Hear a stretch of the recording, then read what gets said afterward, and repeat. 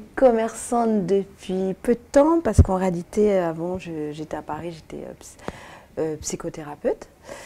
Et encore avant, je travaillais dans le show business.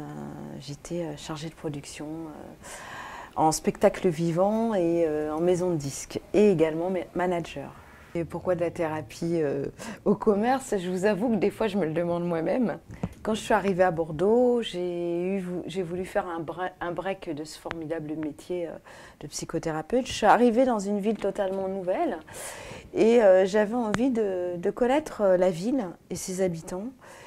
Et j'avais envie de nouveautés et de connaître autre chose aussi, et de me lancer un défi. Et puis j'ai commencé à être commerçante sur le marché des Capucins.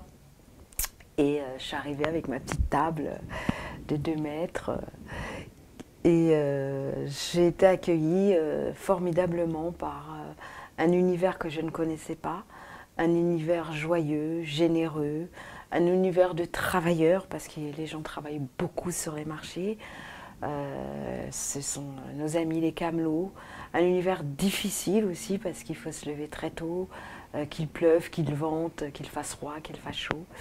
Et j'ai envie de dire que ce métier de commerçante m'a beaucoup plus ancrée dans la vie. Et c'est un parcours personnel que j'avais tout simplement besoin de faire et d'effectuer.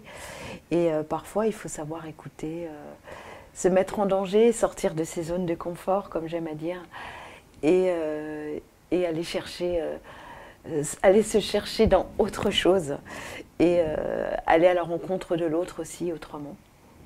Et c'est par le commerce que j'ai pu rencontrer la ville de Bordeaux et ses habitants. Et puis pas que ses habitants, parce que j'ai rencontré beaucoup de touristes aussi et de nouveaux arrivants. Je ne m'ennuie pas depuis ces 7 ans que je suis arrivée à Bordeaux.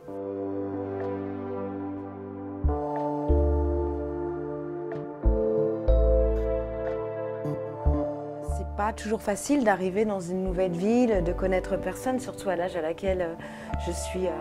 auquel je suis arrivée dans la ville. J'étais quand même déjà une femme mûre et je suis arrivée avec mon fils de 16 ans. Donc j'ai envie de qualifier ça de courage, et il faut toujours être curieux.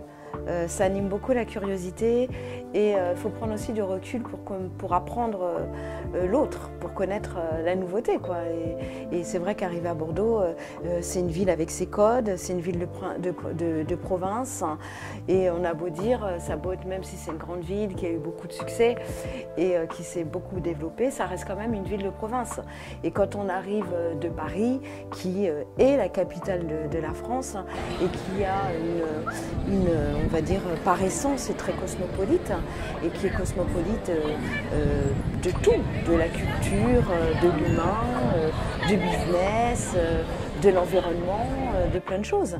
Donc c'est vrai que de se retrouver dans une seule ville où finalement au début ça me faisait bizarre, parce que je marchais dans les rues, j'adore marcher, et je marchais, et au bout d'un moment je me suis rendu compte que je pouvais faire vite tourner en rond quelque part dans les dédales de la rue, des rues bordelaises, alors qu'à Paris, je peux aller du 20e au 15e en passant par le 7e, j'aurai complètement des vies complètement différentes.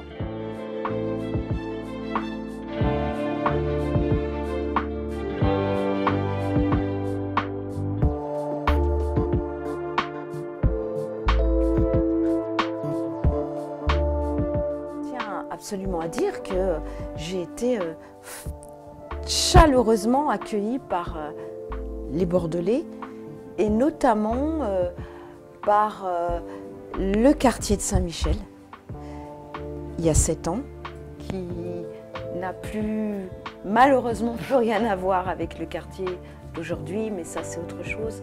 Il y a 7 ans, les commerçants, les habitants de Saint-Michel, parce que quand je suis arrivée à Bordeaux, j'ai eu la chance d'habiter dans rue Pilet, l'immeuble le plus ancien de Bordeaux.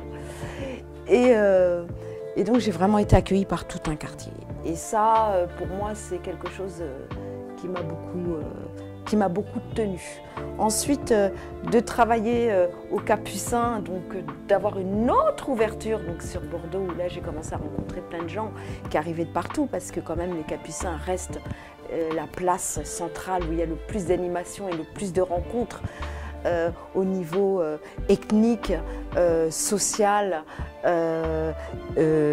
humaine, professionnelle, etc.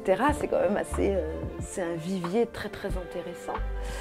Et donc là aussi j'ai pu apprendre et être bien accueillie. J'ai aussi été accueillie généreusement, joyeusement par un membre de la communauté sénégalaise, qui pour moi est un grand monsieur, un éminent membre, et c'est lui qui après m'a ouvert et m'a donné les clés de la ville, quelque part. Et ce monsieur, c'est Yérim Sy, donc, que je ne présente pas à la communauté bordelaise, un grand monsieur et qui est le fondateur de Watosita, de cet endroit où là aussi j'ai encore rencontré un autre monde et de convivialité, de chaleur, de fête, et où j'ai pu voir le seul endroit, à mon sens, hein, où tout le monde se mélangeait, parce que c'est ce qui m'a un peu embêtée en arrivant quand même à Bordeaux, c'est que j'ai remarqué que les gens, c'était très clanique et que les gens avaient du mal à faire des ponts. Et pourtant, j'ai été acceptée, on m'a ouvert quand même facilement un peu les portes dans plusieurs milieux. Mais je trouve que les gens ont beaucoup de mal à se mélanger encore. Et je pense que c'est commun je pense à beaucoup de villes de province peut-être, hein, et je pense que c'est aussi des mentalités, des peurs de l'autre, de la méconnaissance, rester dans sa zone de confort, voilà, peut-être des manques de curiosité, peut-être des manques de liberté aussi.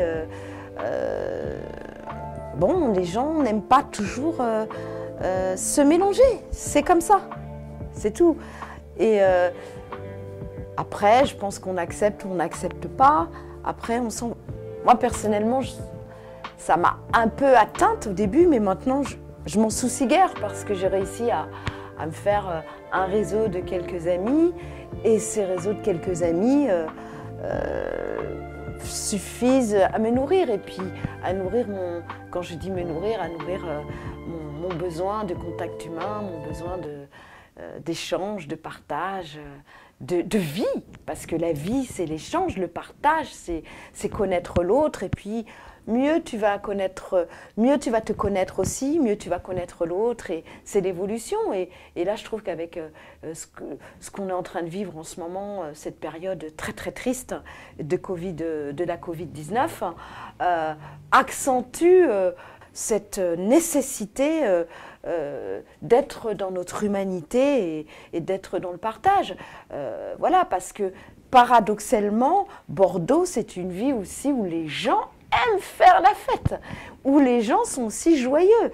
Et il y a plein de terrasses, plein de bars différents, plein de restaurants et qui sont toujours animés été comme hiver. Et là, c'est vrai que depuis un an où tout est fermé, et ben, Bordeaux a une tristesse, une morosité, une grande tristesse. Et c'est parce qu'il n'y a plus de possibilité de faire de liens. Et les bars, les restaurants, les discothèques, les terrasses, tout ça, les musées, tous les endroits de culture, culturelle, là où on apporte l'humain, est essentiel à la vie.